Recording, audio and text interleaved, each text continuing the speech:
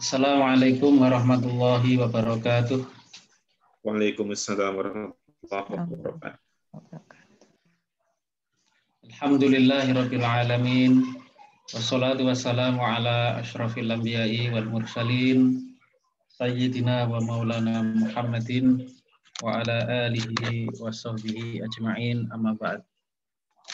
Bapak-bapak dan ibu-ibu sekalian yang berbahagia, alhamdulillah pada sore hari ini kita bertemu kembali di kajian umum kajian umum Majelis Saudah yang membahas tentang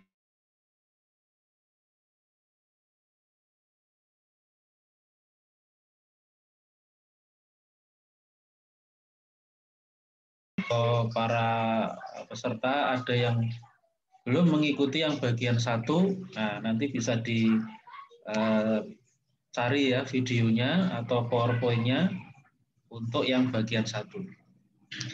Baik, ini sekaligus di PowerPoint saya ini juga sedikit saya review sebenarnya yang bagian pertama ya. Jadi pokok bahasan kita ini yang seri 1 kemarin, akad-akad pengadaan hewan kurban yang sudah kita bahas itu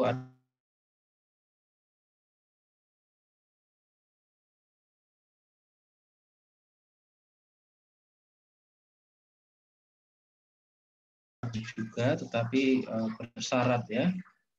Kemudian jual beli pesan atau bai'us salam. Jadi pihak customer itu membeli hewan kurban dalam keadaan penjualnya itu belum punya hewannya. Nah, ini ada khilafiyah, ada pendapat yang membolehkan, ada yang mengharamkan. Yang membolehkan adalah jumhur atau mayoritas ulama selain mazhab Hanafi, ada mazhab Maliki, Syafi'i dan Hambali membolehkan, tetapi mazhab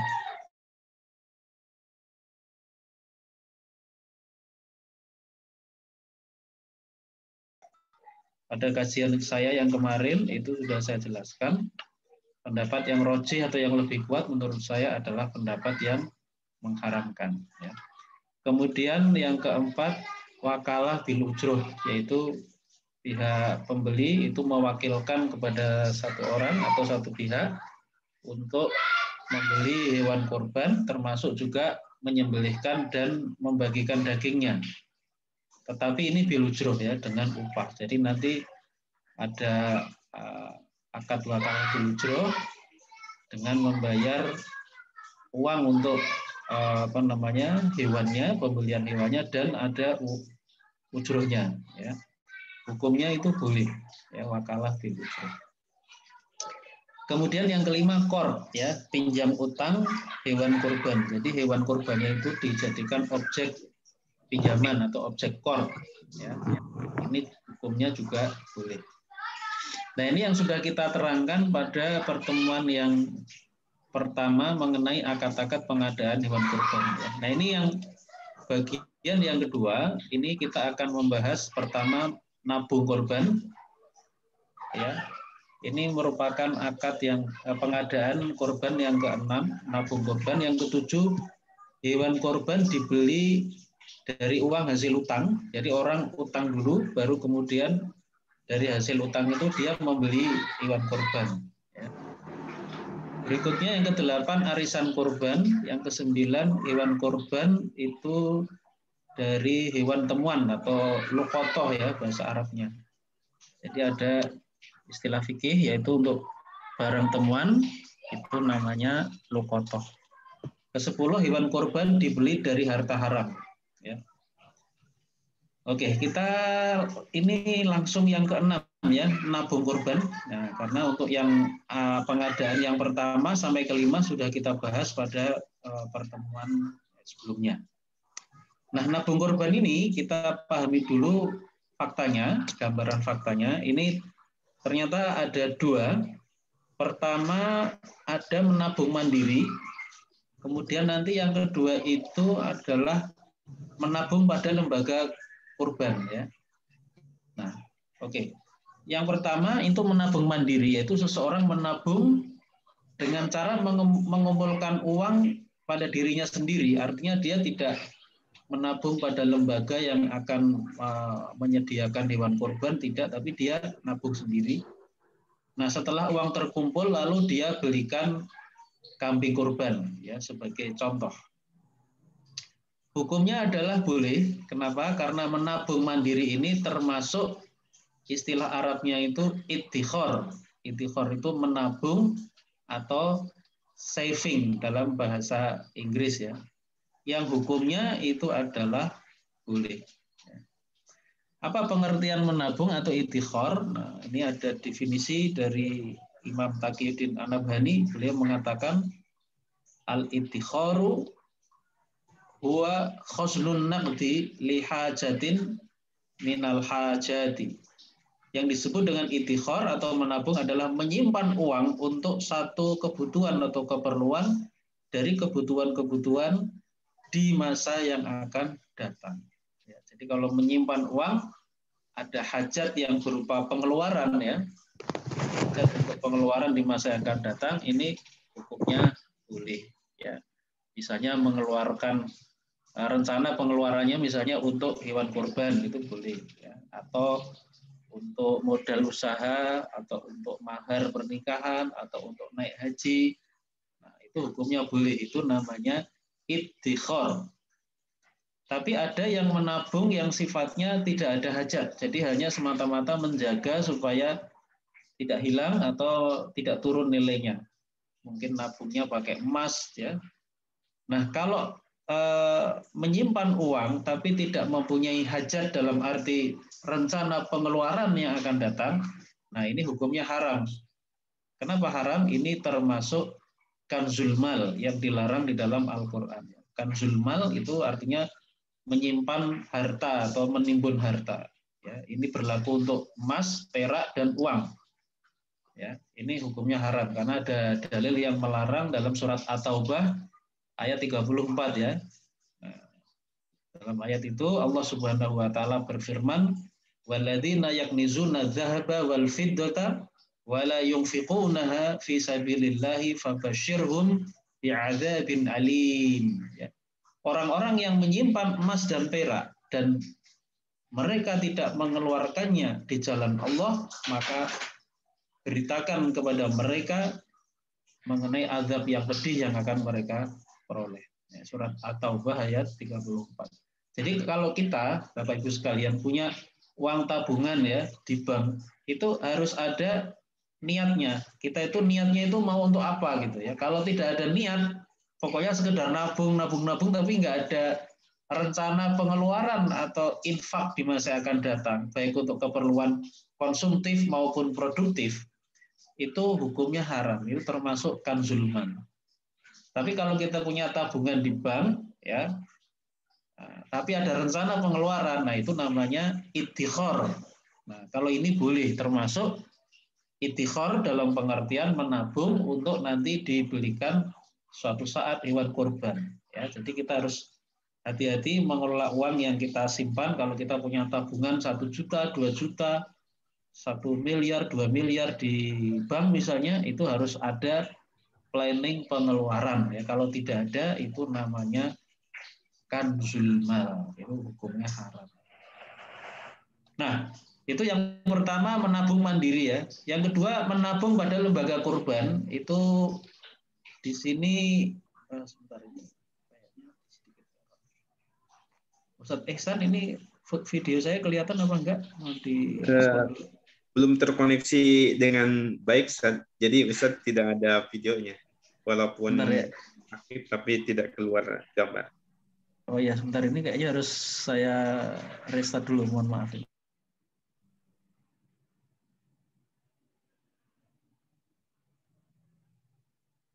Kita besarkan dulu.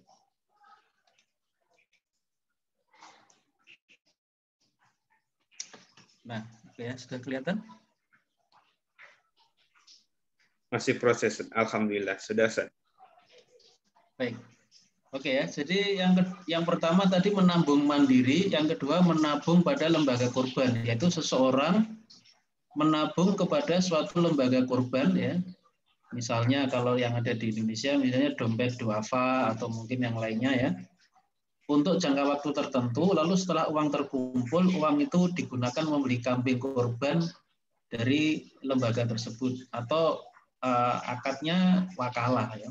Jadi, nah hukumnya boleh, tapi ini ada 2 syarat, yaitu yang pertama adalah pihak penabung wajib diberi khiyar atau hak memilih apakah akan mengambil uang yang terkumpul atau akan menggunakan uang itu untuk membeli hewan kurban. Jadi ini statusnya wajib ya, diberi khiyar penabung itu. Jadi tidak boleh diharuskan atau pokoknya setelah uang terkumpul ya otomatis beli. Nah ini tidak boleh. Jadi harus diberi khiyar. Ya. Uangnya sudah terkumpul, kalau dia mau mengambil uangnya boleh, kalau mau digunakan untuk membeli hewan kurban juga boleh. Kemudian syarat yang kedua, jika penabung memilih membeli hewan kurban, wajib ada akad jual beli atau ijab kabulnya itu harus ada dengan lembaga kurban. Ya. Nah, ini sedikit saya jelaskan dalilnya, yaitu untuk yang pertama tadi ada syarat pihak penabung wajib diberi khiyar kan untuk hak memilih. Nah, ini kenapa?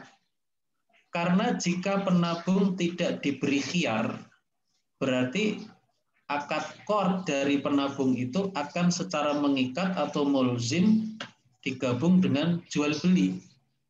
Padahal gabungan akad qard dengan jual beli yang mengikat ini hukumnya bersifat haram. Jadi ini perlu kita pahami kenapa kok muncul ada istilah akad qard, karena ketika nabung itu berarti pihak pihak customer tadi atau penabung itu sebenarnya dia posisinya pemberi pinjaman.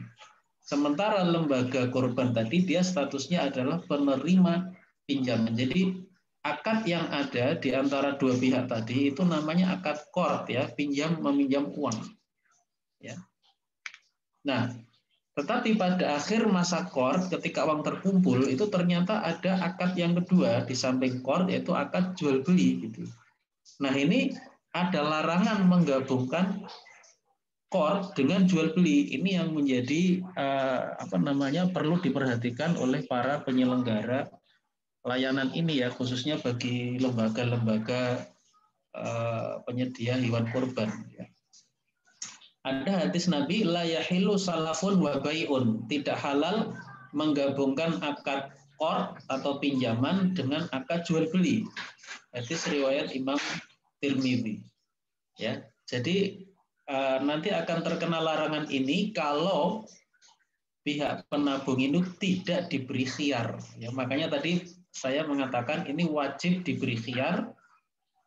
Ya, supaya apa ini tujuannya? Supaya terhindar dari sabda Nabi ini yang melarang penggabungan antara qard dengan jual beli. Qardnya itu kapan atau apa bentuknya? Ya nabung itu. Nabung itu kan sebenarnya akadnya qard ya. Akad pinjaman atau akad memberi pinjaman atau memberikan utang sebenarnya kepada lembaga kurban. Ya, jadi ini syarat yang pertama yaitu wajib diberi khiyar pihak inilah dalilnya. Kemudian yang kedua harus ada ijab kabul setelah diberi khiyar. Tadi penabung misalnya memilih membeli hewan kurban. Nah, setelah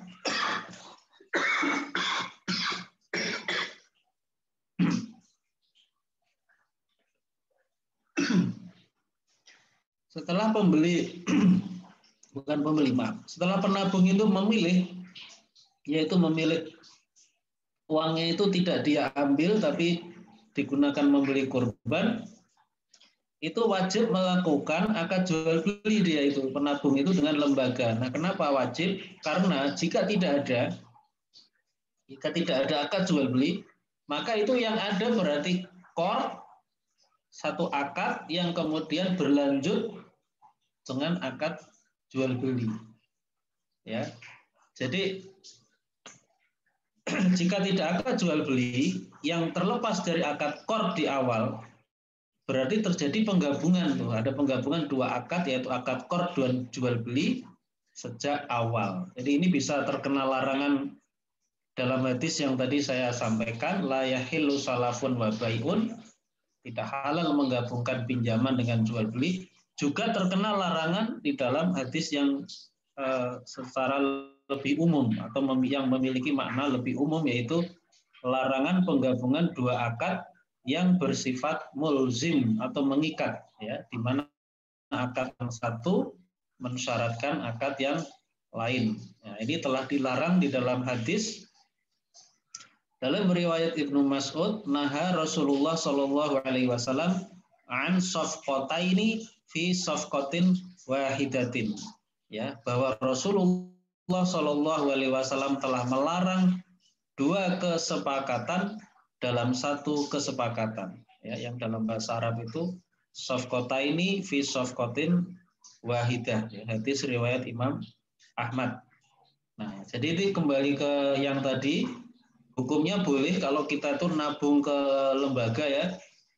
Tapi syaratnya ada khiyar yang diberikan kepada penabung. Jadi dia kalau mau mengambil uangnya itu boleh, ya, tidak boleh dilarang. Yang kedua, kalau penabung memilih membeli hewan itu wajib ada akad jual beli dengan lembaga kurban. Jadi tidak cukup hanya dengan akad di awal ketika nabung, itu tidak cukup. Ya, jadi memang harus ada konfirmasi ulang. Ya, pentingnya konfirmasi ulang ini untuk konfirmasi ulang dilakukan oleh lembaga untuk dua keperluan. Pertama, memberikan hak khiyar kepada penabung. Kalau penabung kemudian memilih membeli, nah di situ pihak lembaga nanti mengadakan akadnya, ya. Oke, berikutnya ini tentang hukum hewan kurban dibeli dari hasil utang. Gambaran faktanya, seseorang meminjam uang dengan akad qard, yaitu pinjam uang kepada orang lain sebesar 4,5 juta rupiah. Uang tersebut lalu dibelikan seekor kambing untuk dijadikan hewan kurban. Nah, selanjutnya orang itu mengembalikan pinjaman sesuai waktu yang disepakati. Ya. Hukumnya boleh dengan syarat pihak peminjam itu berkemampuan untuk mengembalikan pinjaman tersebut. Ya. Nah, jadi ini hukumnya boleh, ya, kita nggak punya uang, misalnya uangnya mepet, kita pinjam ke teman, pinjam dong, nanti aku kembalikan, aku mau korban tapi nggak punya uang misalnya, ya, uangnya ada tapi mungkin kurang misalkan. Nah, ini hukumnya boleh, tapi ada syaratnya, yaitu mampu mengembalikan pinjaman tersebut. Nah, ini ada satu dalil yang bisa saya sampaikan, ini dari Ibnu Taimiyah dalam kitabnya Majmu'ul Fatawa. Ya. Wasu'ila Syekhul Islami Ibnu Taimiyah rahimahullahu. Ya, ini pernah ditanya Syekhul Islam Ibnu Taimiyah rahimahullah, semoga Allah merahmatinya, amman la yaqdiru 'alal udhiyah. Pernah ditanya mengenai orang yang tidak mampu berkurban. Hal yastadinu, apakah dia boleh berhutang untuk membeli hewan kurban? Fa'ajaba, Ibnu Taimiyah menjawab, in kana lahu wafa'un fastadana ma yudhahi bihi fahasanun wa la yajibu alaihi an yaf'ala dzalik, intaha. Jadi Ibnu Taimiyah menjawab, jika dia mampu membayar utangnya itu, ya, misalnya memang dia punya pekerjaan tetap, ya, ada gaji yang diharapkan bisa digunakan untuk membayar utang, lalu dia berutang untuk berkorban, maka itu baik. Hasan beliau, baik berarti itu boleh, artinya tidak apa-apa, ya, tidak haram, tidak berdosa. Wala yajibu alaihi an ayyaf'ala dzalika, tapi sebenarnya dia tidak wajib yang demikian itu, yaitu apa? Al-istidan, ya. Al-istidanah itu artinya berutang. Nah, itu dikemukakan oleh Ibnu Taimiyah dalam kitabnya namanya Majmu'ul Fatawa pada juz yang ke-26 halaman 305 itu situs ini ya, islamk.info. Jadi ini kita mengingat apa yang pernah saya sampaikan materi sebelumnya, bahwa hukum berkorban itu tidak wajib ya menurut jumhur ulama selain mazhab Hanafi. Kalau menurut mazhab Hanafi itu wajib bagi yang mampu, ya wajib itu pun bagi yang mampu. Tapi pendapat yang lebih kuat itu yang berpendapat berkorban itu sunnatun mu'akkadah, itu sunnah akadah, bukan wajib. Nah inilah pendapat yang lebih kuat dari jumhur ulama, yaitu mazhab yang tiga selain mazhab Hanafi, yaitu mazhab Maliki, mazhab Syafi'i, dan Hambali, bahwa hukum berkorban itu sunnah mu'akkadah. Tapi sunnah mu'akkadah ini bagi siapa? Bagi yang mampu. Jadi kalau yang belum mampu ya belum disunnahkan.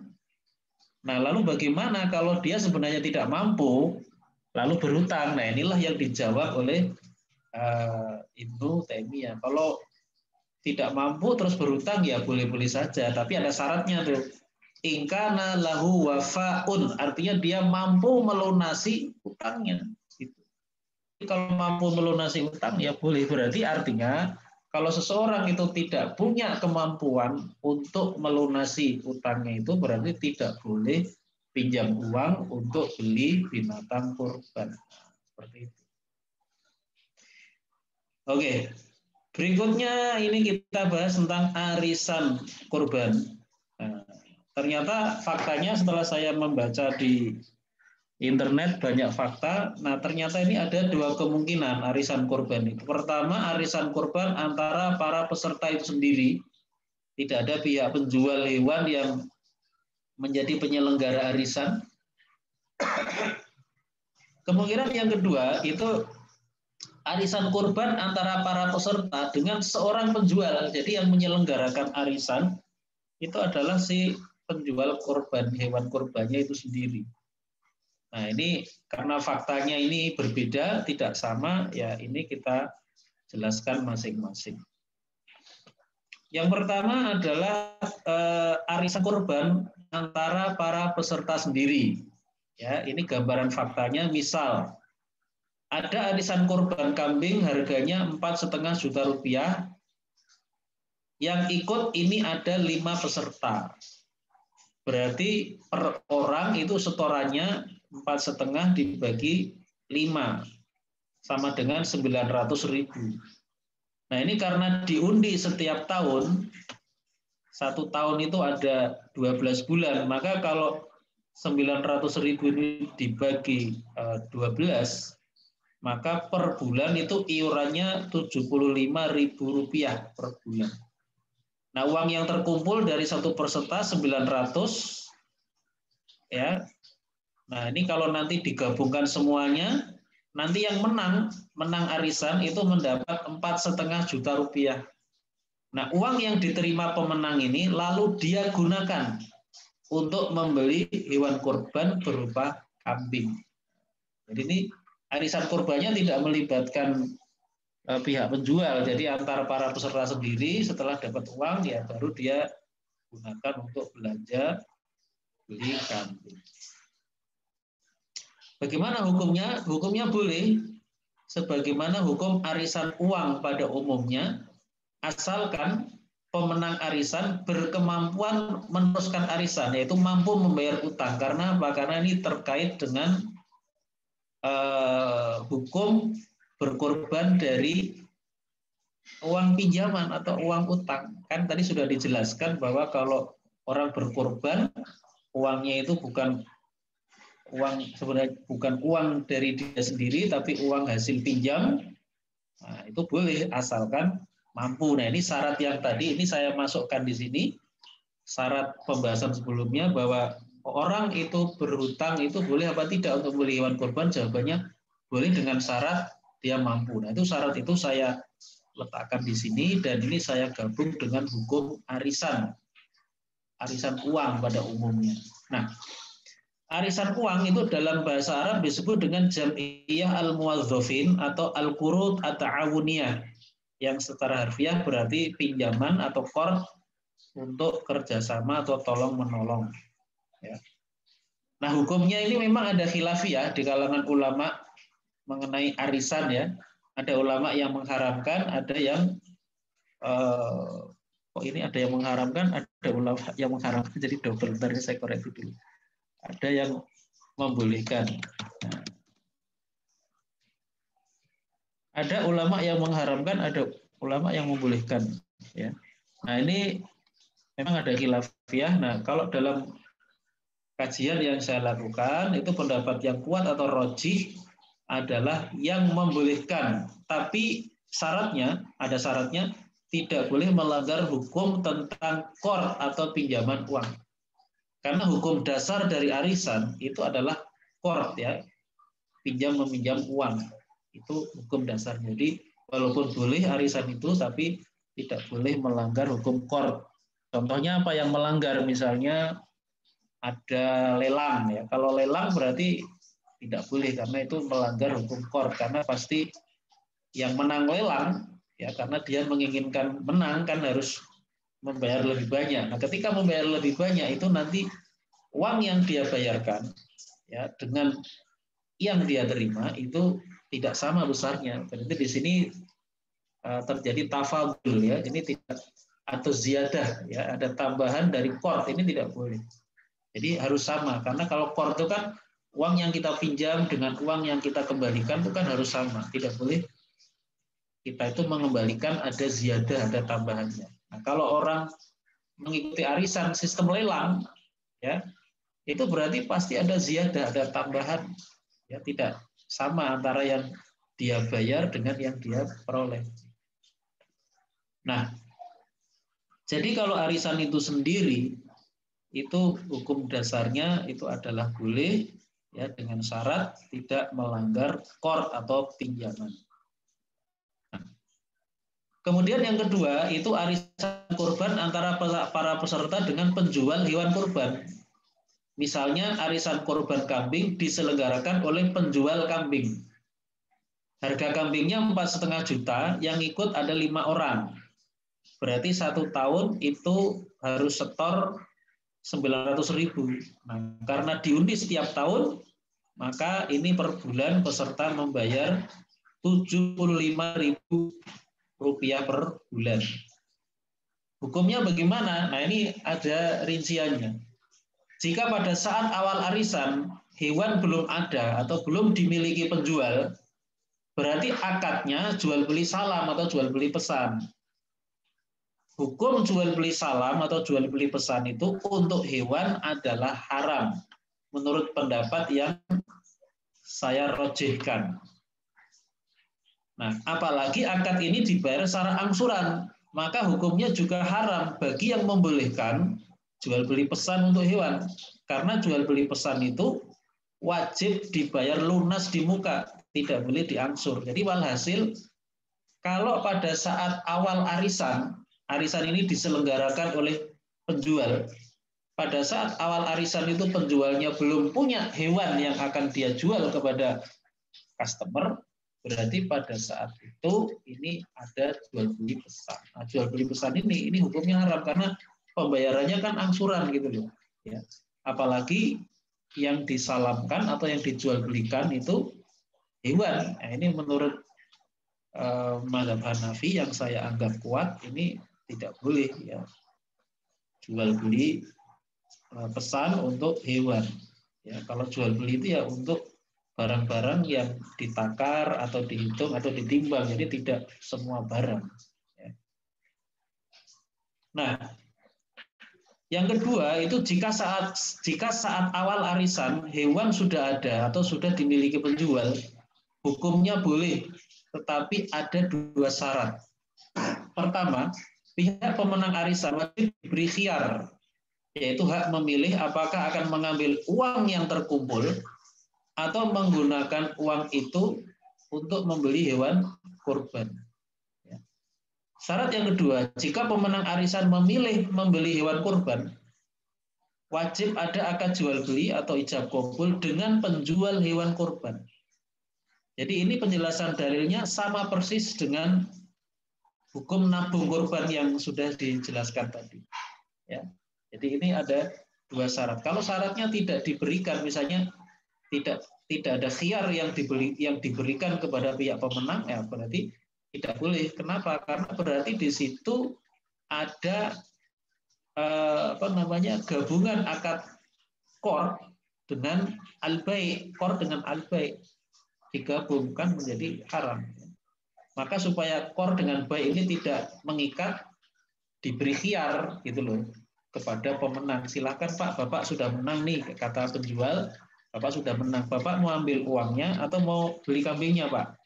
Saya mau ambil uangnya. Oh, kasih. Kalau ngambil uang, kasih. Saya mau beli. Nah, kalau mau beli, kita akad ya Pak, akad jual beli. Saya jual kambingnya Pak. Ya, saya beli. Nah, itu berarti syarat yang kedua itu. Selesai. Sederhana kan? Nah, jadi ini hukumnya boleh kalau pada saat awal arisan hewannya itu sudah ada. Ya, tapi ini ada dua syarat, ada khiyar yang diberikan kepada pemenang arisan, dan kalau pemenang arisan itu membeli hewan, itu ada ijab qabul dengan penjual hewan kurban. Ya, supaya apa? Supaya tidak terjadi penggabungan antara akad qor, ya, akad nabung tadi dengan jual beli hewan kurban itu dengan penjual. Ya. Oke. Berikutnya ini hewan kurban berasal dari hewan temuan. Kalau dalam bahasa Arab itu temuan itu namanya luqatah. Ya, orang menemukan barang di jalan tidak jelas siapa pemiliknya itu namanya luqatah ya. Barang temuan. Nah, sekarang itu yang ditemukan itu hewan. Nah, itu apakah boleh hewan kurban itu berasal dari luqatah ya, hewan temuan seperti ini.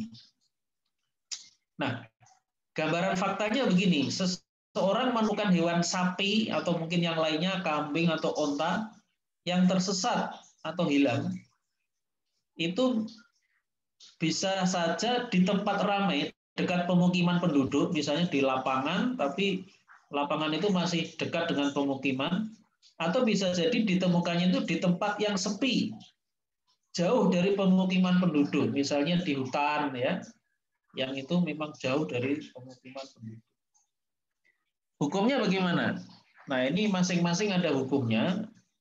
Jika hewan itu ditemukan di tempat yang jauh dari pemukiman penduduk, seperti di hutan, maka hewan tersebut dapat langsung dimiliki oleh penemunya. Dengan demikian, dia boleh menyembelihnya sebagai hewan kurban karena sudah menjadi miliknya. Ya. Nah, ini ada dalilnya, ada hadisnya. Ya. Saya tidak menjelaskan dalilnya secara detail ya, sebenarnya ada. Tetapi kalau hewan itu ditemukan di tempat yang dekat dengan pemukiman penduduk, maka penemunya mempunyai 3 pilihan, bisa memilih antara 3 ini. Pertama, mengumumkan selama 1 tahun Hijriah. Kemudian jika setelah 1 tahun tidak ada yang mengaku sebagai pemiliknya, maka apa? Hewan itu menjadi milik si penemu. Nah, kalau sudah menjadi miliknya, berarti apa? Boleh disembelih sebagai hewan kurban, kan sudah jadi hak milik ya. Pilihan yang kedua, mengumumkan hewan itu, setelah diumumkan, selanjutnya hewan itu dijual. Kemudian yang menemukan itu menyimpan uangnya selama 1 tahun Hijriah. Ya, kalau tidak ada yang datang mengaku sebagai pemiliknya, berarti uang itu bisa dimiliki oleh yang menemukan. Ya. Pilihan yang ketiga adalah menyembelih hewan itu, tapi penemu itu nanti menanggung harganya sebagai doman, sebagai jaminan jika penemunya datang. Intinya harus bertanggung jawab. Ya, jadi hewan itu dia sembelih, tapi dia niatnya itu pokoknya nanti kalau pemiliknya datang, ini akan saya ganti rugi. Jadi dia siapkan dana yang kira-kira seharga hewan itu. Ya, nanti kalau orangnya datang ya kita bayar. Nah, ini menyikapi hewan yang sifatnya luqatah atau temuan. Ya. Oke. Berikutnya ini yang terakhir, hewan kurban dibeli dengan harta yang haram. Gambaran faktanya, seseorang melakukan korupsi, misalnya memperoleh uang suap atau gratifikasi dari rekanan, uang hasil suap itu atau gratifikasi tadi, lalu dibelikan hewan kurban dan disembelih sebagai hewan kurban. Hukumnya bagaimana? Orang itu berdosa, memakan uang haram dan tidak mendapat pahala kurban, tetapi kurbannya itu sah selama memenuhi segala ketentuan dan syarat-syarat kurban. Ya. Apa dalilnya? Nah, ini ada satu hadis sahih yang diriwayatkan oleh Imam Ibnu Khuzaimah, Imam Ibnu Hibban, dan Imam Al-Hakim. Rasulullah Shallallahu Alaihi Wasallam bersabda, "Man jama'a malan haraman, tsumma tasaddaqa bihi, lam yakun lahu fihi ajrun, wa kana isruhu alaihi." Ya, rawahu Ibnu Khuzaimah wa Ibnu Hibban wal Hakim. Man jama'a malan haraman, barang siapa mengumpulkan harta yang haram, ya misalnya dari uang suap, gratifikasi dan lain-lain. Tsumma tasaddaqa bihi, kemudian dia bersedekah dengan uang itu. Termasuk makna bersedekah ini adalah mencakup juga berkorban. Jadi uangnya dibelikan hewan kurban ya sama dengan bersedekah. Apa dampaknya? Lam yakun lahu fihi ajrun. Dia tidak mendapat pahalanya, itu gak ada pahalanya. Wa kana isruhu alaihi, bahkan dia mendapat dosanya. Ya. Nah, ini hadis sahih diriwayatkan oleh Ibnu Khuzaimah, Ibnu Hibban dan Al-Hakim. Ya. Maka dari itu ya kita senantiasa wajib mengusahakan hewan kurban itu dari uang yang halal. Ya.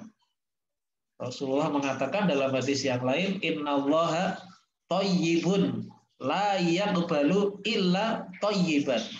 Innallaha thayyibun, sesungguhnya Allah itu adalah thayyib, maha baik.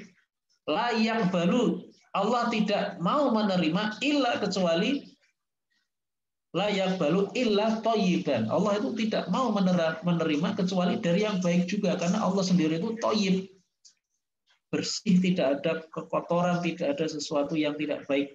Maka Allah tidak mau menerima kecuali dari yang baik. Nah, itu ada hadis sahih. Ya, oke, Bapak Ibu sekalian yang berbahagia. Jadi itu kira-kira yang bisa saya sampaikan pembahasan kita pada pertemuan yang kedua ini mengenai akad-akad pengadaan hewan kurban untuk bagian yang kedua ya. Bapak Ibu yang belum mengikuti yang bagian pertama, ya saya anjurkan bisa memutar ulang videonya atau membaca PowerPoint yang sebelumnya. Terima kasih. Wassalamualaikum warahmatullahi wabarakatuh. Waalaikumsalam warahmatullahi wabarakatuh. Jazakumullah khairan katsiran pada gurunda kita Ki Haji Muhammad Siddiq Al-Jawi atas pemaparan hukum-hukum seputar muamalah dalam pengadaan hewan kurban. Alhamdulillah sahabat soldah yang dirahmati Allah, pemaparan yang sangat jelas dan ilmu yang sangat bermanfaat untuk kita semuanya. Mohon izin Pak Kiai, ada 2 pertanyaan yang sementara ini masuk di chat. Yang pertama dari Jundullah Ismail. Assalamualaikum Pak Kiai, itu bertanya, kalau hukum jadi penyalur sekaligus penyedia hewan kurban bagaimana agar kurban terhindar dari akad-akad batil? Jazakallah khairan. Nah, itu yang pertama. Siapa tadi? Jundullah. Penyalur atau?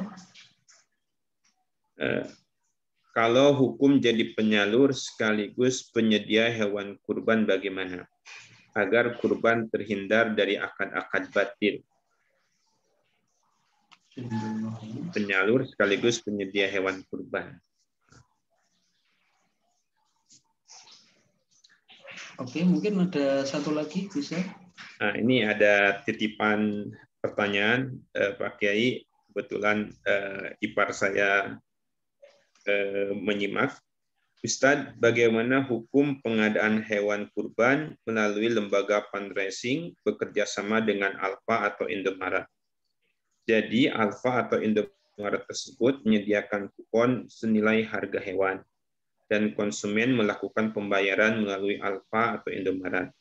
Setelah uang terkumpul, kemudian diserahkan kepada pihak fundraising dengan sebelumnya dipotong presentasi jasa per ekor sesuai kesepakatan. bagaimana hukumnya? Mungkin Ustaz.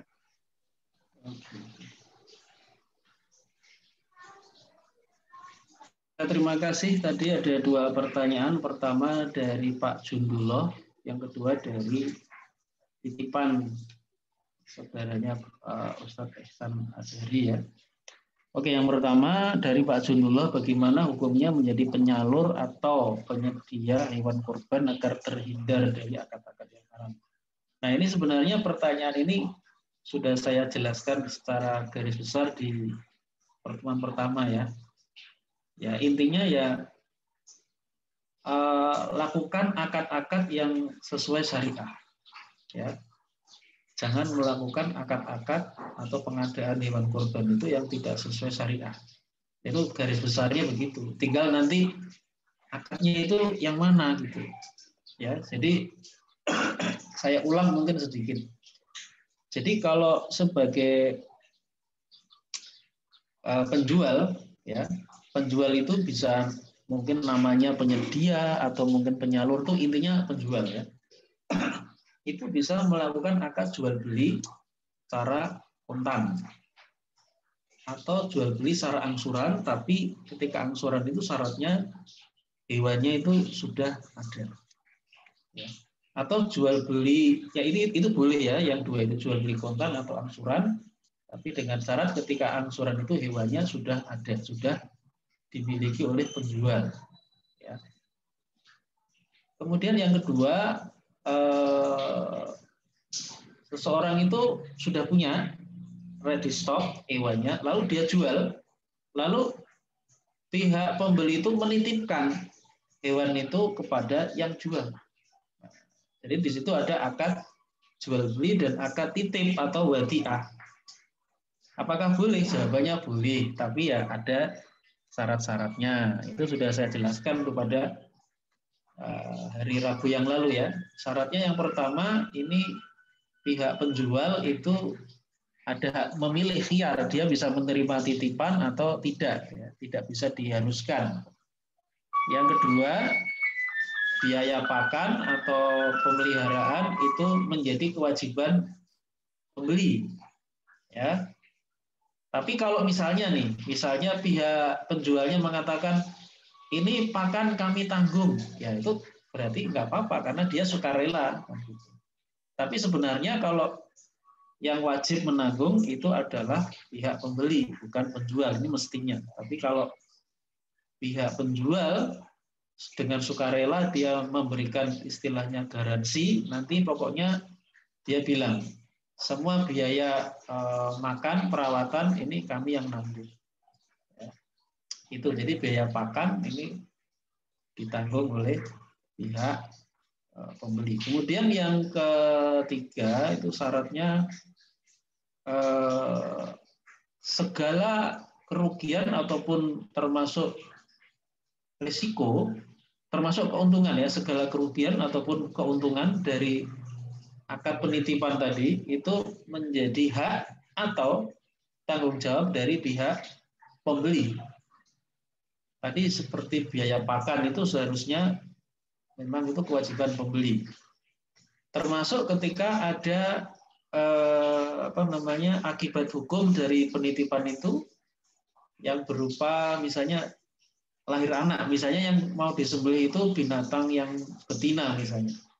Selama masa penitipan anak lahir misalnya, itu menjadi haknya siapa?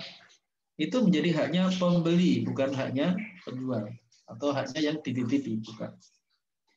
Ya. Termasuk misalnya ketika terjadi kematian selama masa titipan, siapa yang wajib menanggung? Pihak pembeli karena sudah dia akadkan, dia sudah beli, sudah dia baru kemudian dia titipkan. Jadi ini sebenarnya yang risikonya itu ada di tangan pembeli, bukan penjual. Ya, tapi kalau penjual dia menggaransi itu soal lain, ya itu boleh saja.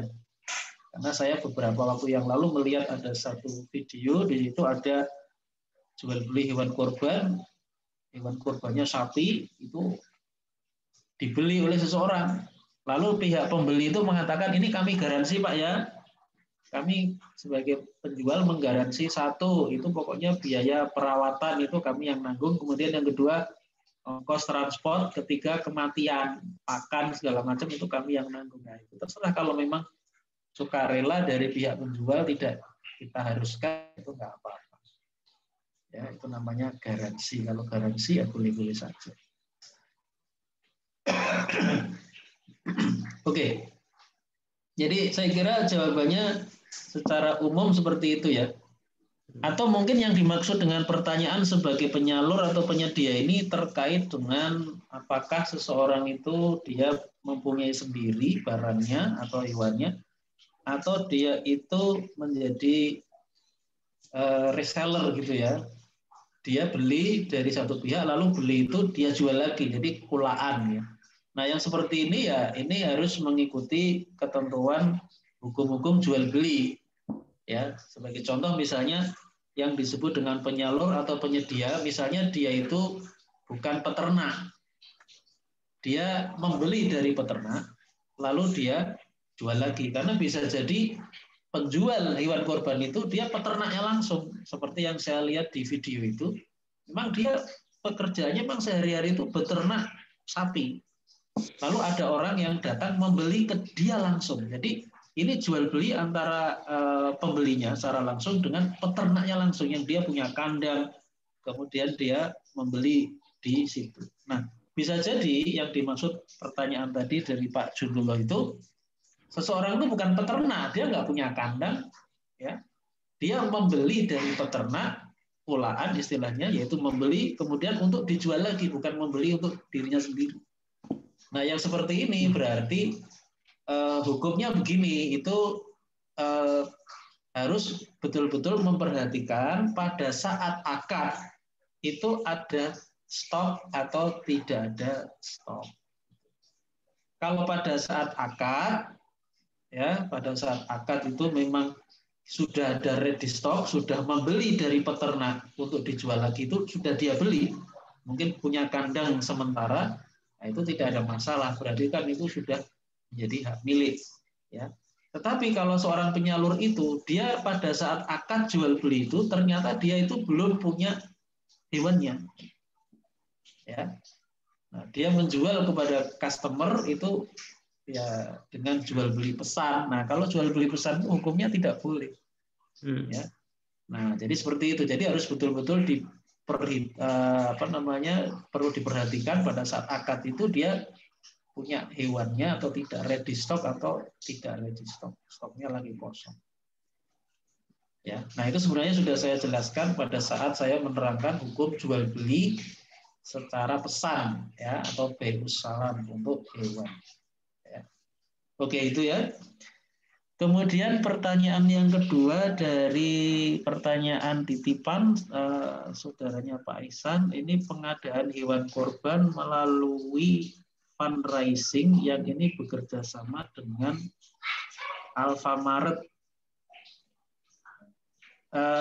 Tadi yang saya tangkap, Alfamart itu menjualnya nampaknya secara angsuran ya, nah secara angsuran. Kemudian tidak diketahui dengan jelas apakah penjualnya itu yaitu pihak, sebenarnya bukan penjual ya, tapi pihak fundraising ini juga tidak diketahui dengan jelas apakah pada saat dia itu menawarkan programnya itu fundraising itu dia punya hewannya atau tidak gitu ya. Jadi ini menurut saya ini mungkin perlu diperjelas gitu ya. Nah, jadi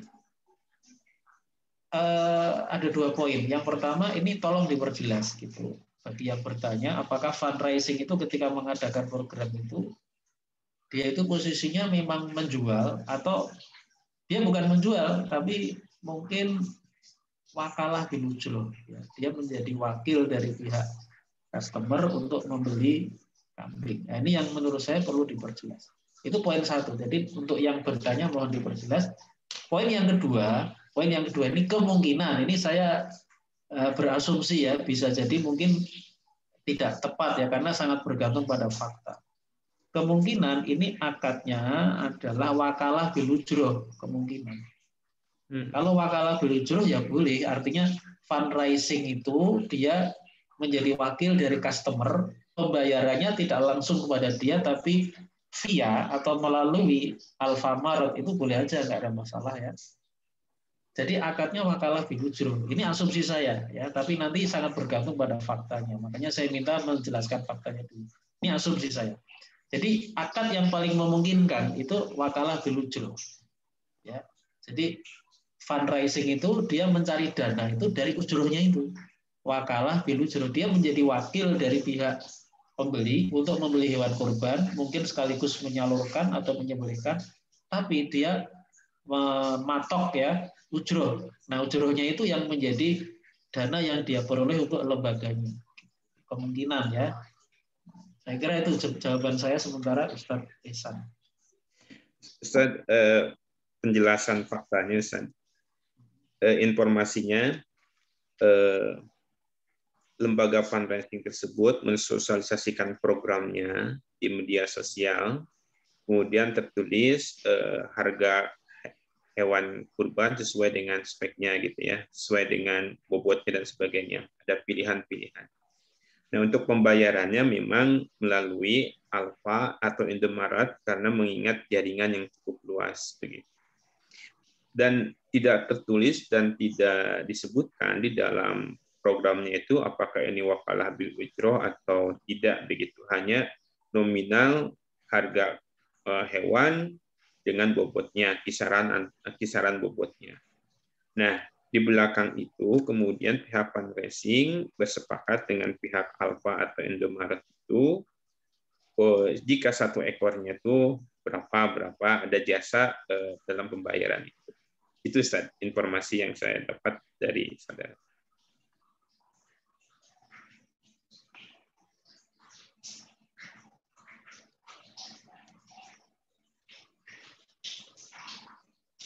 Nah ini terima kasih ada tambahan fakta. Jadi tadi yang saya catat ada berapa nih? 1, 2, 3, 4 poin mungkin.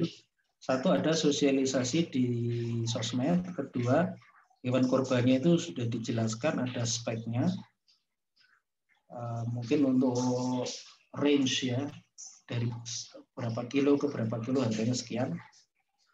Yang ketiga tentang pembayaran itu dilakukan melalui Alfamart dan Indomaret sesuai mengingat ini jaringannya luas. Kemudian poin yang keempat memang tidak tertulis menggunakan wakalah bil ujroh, tapi di situ ada ketentuan satu untuk pembayaran satu ekor itu ada jasa pembayaran untuk Alfamart dan Indomaret. Itu yang saya catat. Nah ini menurut saya ini muamalah ini masih ada unsur ketidakjelasan atau unsur horor. Yang pertama itu menyangkut hewan kurban. Hewan kurbannya itu dia itu ada atau tidak ada. Dia sudah mempunyai atau enggak mempunyai. Dia hanya menyebutkan spesifikasi. Misalnya untuk kambing dari 25 sampai 30 kg harganya misalnya 3 juta rupiah misalnya.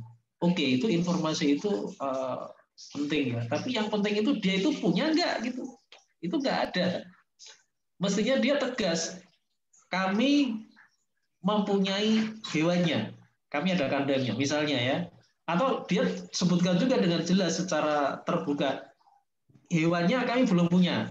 Itu penting sekali, karena itu akan menentukan hukum. Justru informasi yang penting, pertanyaan saya adalah, kenapa kok informasi penting ini nggak dia declare ya kepada publik. Nah ini yang mengakibatkan menurut saya tadi ini menjadi ada unsur yang ya subhat lah, masih ada ketidakjelasannya.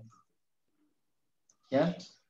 Kemudian tadi pembayaran lewat Alfamart atau Indomaret saya kira itu nggak ada masalah ya, boleh-boleh aja dia untuk pembayaran dia wakilkan kepada pihak lain.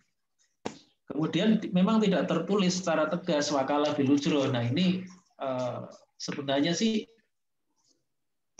lebih baiknya itu ada penegasan akadnya supaya customer itu yang sudah belajar ilmu fikih muamalah itu menjadi paham, oh ini akadnya wakalah bil ujroh, berarti nggak ada masalah. Kalau nggak disebut, kita ragu-ragu kan, kita sudah pernah belajar nih, kalau wakalah bil ujroh boleh, tapi dari pihak penyelenggara atau fundraising tidak menyebutkan, sehingga kita ini jadi ragu, ini benar nggak sih Wakalah bil ujroh. Kalau wakalah bil ujroh itu boleh, walaupun tidak ready stock, itu nggak apa-apa. Namanya wakalah itu memang dia itu wakil dari customer, dia bukan penjual. Gitu. Kalau penjual kan harus ready stock. Ini kalau posisinya dia wakil ya tidak ada masalah, nggak punya barangnya juga. Gitu. Nah, jadi menurut saya ini muamalahnya itu intinya itu ada unsur syubhat intinya. Jadi belum begitu jelas karena ada informasi-informasi yang krusial yang semestinya disampaikan, tetapi ini belum tersampaikan secara jelas. Ya, jadi sementara itu Ustaz Ihsan jawaban saya. Baik, kita lanjutkan pertanyaan berikutnya Ustaz dari Ukhti Puri Katulistiwasari. Assalamualaikum warahmatullahi wabarakatuh. Ustaz, Afwan ingin bertanya, sekolah-sekolah biasanya anak-anak iuran uang kurban. Uang tersebut digunakan untuk membeli hewan kurban yang akan diatasnamakan untuk salah satu guru, hasil kocokan mungkin dihadiahkan. Ustaz. Jika uang hasil iuran anak-anak guru tersebut, jika uang hasil iuran anak-anak guru tersebut menambahi biaya membeli hewan kurban jika masih kurang. Mohon penjelasan hukum atas fakta tersebut. Syukran jazakallahu khairan katsiran. Dari Bu siapa tadi? Puri Katulistiwasari. Puri. Ya. PURI. Ya. Puri Katulistiwawati. Katulistiwasari. Katulistiwasari. Ya, jadi ini kurban yang dilakukan di sekolah-sekolah itu memang biasanya iuran. Ya. Nah, tadi penjelasannya ini di sekolah ini ada korban iuran lalu diatasnamakan salah satu guru. Nah itu syaratnya itu boleh tapi harus ada syarat yang syarat ini disampaikan kepada orang tua murid yang membayar iuran itu bahwa hasil iuran itu nanti akan diatasnamakan salah satu guru. Jadi harus ada declare. Kalau tidak ada declare itu nggak boleh. Kenapa? Karena hasil pengumpulan uang itu sebenarnya milik bersama. Kalau milik bersama itu ya tidak boleh diberikan kepada seseorang kecuali atas izin bersama. Jadi uang hasil kumpulan iuran itu kalau dalam istilah fikih disebut syirkah amlak. Ya, syirkah amlak itu kepemilikan bersama pada suatu barang. Nah itu kebetulan di sini itu kepemilikan bersamanya itu pada uang. Kan uang dikumpulkan oleh sekolah ya. Terkumpul misalkan katakanlah 10 juta rupiah iuran semua murid. Ya. Itu berarti kan milik bersama. Nah, ketika milik bersama itu dialihkan menjadi milik pribadi seorang guru, mungkin dengan cara diundi atau dipilih, ini berarti terjadi perpindahan kepemilikan dari milik bersama menjadi milik pribadi guru itu. Berarti ini apa? Harus seizin pemiliknya, pemilik bersama itu, yaitu siapa? Semua orang tua murid kan gitu. Maka dari itu syaratnya adalah ini boleh tadi iuran dari banyak siswa tapi di atas namakan guru asalkan itu memang seizin dari para orang tua murid. Jadi permintaan izinnya itu dicantumkan dalam surat pemberitahuan dari sekolah kepada orang tua murid. Jadi dalam surat itu harus ada declare, harus ada pengumuman uang hasil pengumpulan ini nanti akan diatasnamakan seorang guru. Sehingga nanti korbannya itu ya korban atas nama guru itu, bukan atas nama seluruh murid. Gitu. Nah, kalau ada declare semacam itu, hukumnya boleh. Tapi kalau nggak ada, nggak boleh. Kenapa? Karena uang ini milik bersama. Bagaimana mungkin uang milik bersama itu tiba-tiba bisa jadi miliknya guru tanpa ada izin dari pemiliknya, yaitu semua wali murid kan gitu. Ya.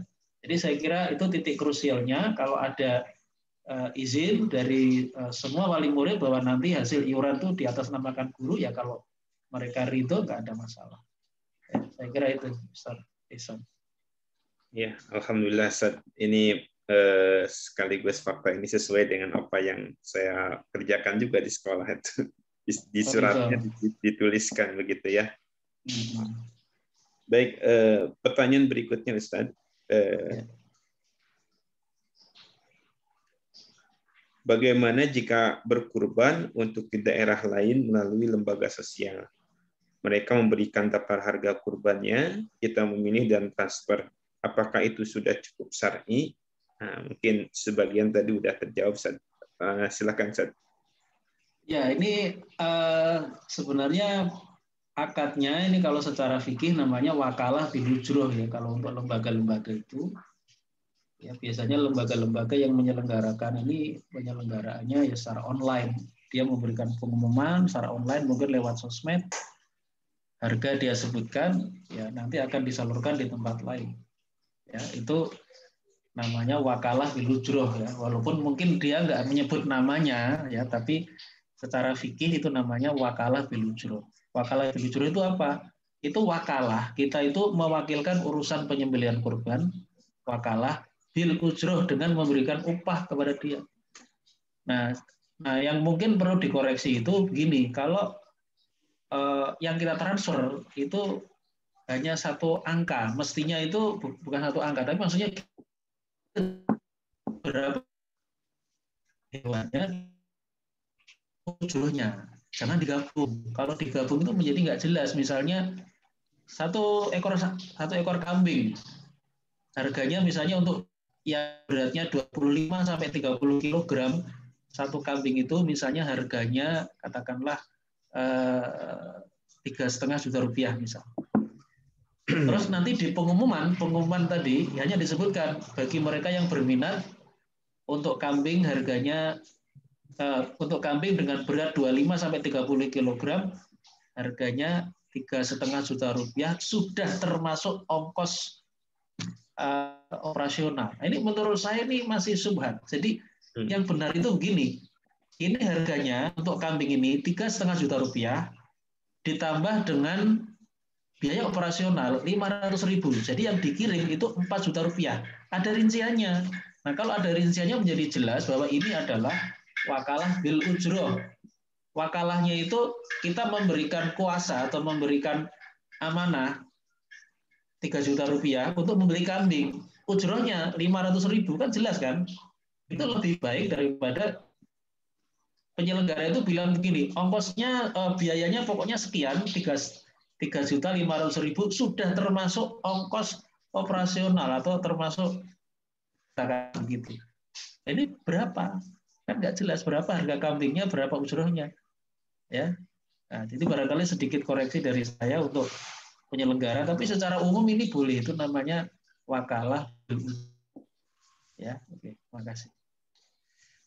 Baik, Ustaz, mohon izin membacakan pertanyaan, mungkin bisa jawab secara singkat, karena ini mungkin saya pikir sudah terjawab ya pada pembahasan sebelumnya. Dari Ukhti Fauzia, bagaimana hukum kurban atas nama lembaga? Pahalanya ke siapa? Kemudian dari Akhi Suparmi Subeki, ya, tanya Ustadz, jika kurban domba, kemudian pengorban minta bagiannya daging sapi, bolehkah? Terima kasih. Ini Susan. Yang terakhir dari siapa? Yang terakhir dari siapa? Dari Pak Subeki. Ya. Pak Subeki mungkin ya. Ya. Subeki. Ya. Pertama dari Bu Fauziah, bolehkah berkorban atas nama lembaga? Jawabannya tidak boleh ya. Wajib diatasnamakan seseorang. Kenapa? Karena yang namanya korban itu tertuju kepada mukalaf. Mukalaf itu orang, bukan lembaga, bukan juga perusahaan. Yang namanya mukalaf itu ya dia manusia yang sebenarnya syaratnya satu, dia muslim. Yang kedua, akil berakal. Kedua, balik dewasa. Keempat, qadir, mempunyai kemampuan. Ya, itu syarat mukalaf untuk korban. Jadi beragama Islam, kedua berakal, ketiga balik atau dewasa, keempat mampu. Nah, syarat-syarat ini tidak mungkin dilekatkan atau ditujukan kepada lembaga. Karena lembaga itu bukan orang, gitu ya. Begitu juga perusahaan. Perusahaan itu adalah badan hukum, bukan orang. Gitu. Makanya yang namanya korban itu wajib diatasnamakan orang, bukan lembaga. Kalaupun misalnya uangnya dari lembaga itu harus mengalihkan atau memilih salah seorang karyawannya atau stafnya untuk korban itu atas nama dia, bukan atas nama lembaga atau perusahaan. Ya, oke. Kemudian dari Pak Subeki, Nah, bagaimana apa kalau Ustaz? orang Ibu Suparmi Subeki. Nah, oh iya, Suparmi maaf barusan ya, ada konfirmasi. Ibu Suparmi Subeki ya. Ya. Bolehkah seseorang korban domba tapi dia mintanya daging sapi? Ya nggak boleh kan, itu dia korban ya dari dagingnya dia, dari korban dia sendiri gitu. Jadi kalau orang itu menyerahkan domba, yang boleh dia minta ya daging domba dari dia sendiri. Nanti saya minta ya dari yang saya beli domba. Ya. Terus dia melihat kok ada sapi, ini saya domba tapi saya minta yang itu loh, sapi. Nah itu terus pertanyaannya itu atas dasar apa dia minta itu, ya. Jadi kalau korban, seseorang berkorban, kalau dia mau minta daging yang bukan yang dia korbankan, ya hukumnya tidak boleh. Kalau dia membuat syarat ya. Tapi kalau dia sekedar minta bukan syarat, dia sekedar minta, ya itu terserah panitia. Dia mau memberi atau tidak, dia panitia dia terikat. Gitu. Tapi kalau mengharuskan ya itu nggak boleh karena nggak ada hak. Ya jelas ya. Terima kasih. Kalau barter si izin pengurban sapi boleh saja. Nggak boleh karena tukar menukar daging itu termasuk jual beli. Oh. Jadi tukar menukar itu jangan dipahami jual beli itu jangan hanya dipahami daging dengan uang loh, tapi daging ditukar dengan daging itu termasuk jual beli. Padahal menjual belikan Daging hewan kurban. kurban, ya menjual belikan dagingnya setelah disembelih itu nggak boleh, baik dijual belikan dengan uang maupun ditukar dengan daging. Misalnya kita sembelih daging korban, minta ditukar dengan daging sapi, itu sebenarnya jual beli, itu nggak boleh. Ya, jadi seperti itu. Alhamdulillah. Ini karena sebagian fakta di masyarakat berlaku seperti itu, Ustaz. Ya. Alhamdulillah, jazakumullah khairan katsiran atas ilmunya, Ustaz. Insya Allah sangat bermanfaat bagi kami. Alhamdulillah juga kepada sahabat soldah semuanya. Insya Allah kajian seputar hukum kurban pada kesempatan sore ini telah selesai. Mari kita tutup dengan hamdalah dan doa kepada majlis. Alhamdulillahirabbil alamin. Subhanakallahumma wa bihamdika asyhadu an la ilaha illa anta astaghfiruka wa atubu ilaik. Jazakumullah khairan katsiran, Ustaz. Ya, Alhamdulillah. sama-sama. Jazakallah khairan Ustaz Isa. Terima kasih Bapak Ibu. Ya, saya pamit. Assalamualaikum warahmatullahi wabarakatuh. Waalaikumsalam. Waalaikumsalam warahmatullahi wabarakatuh.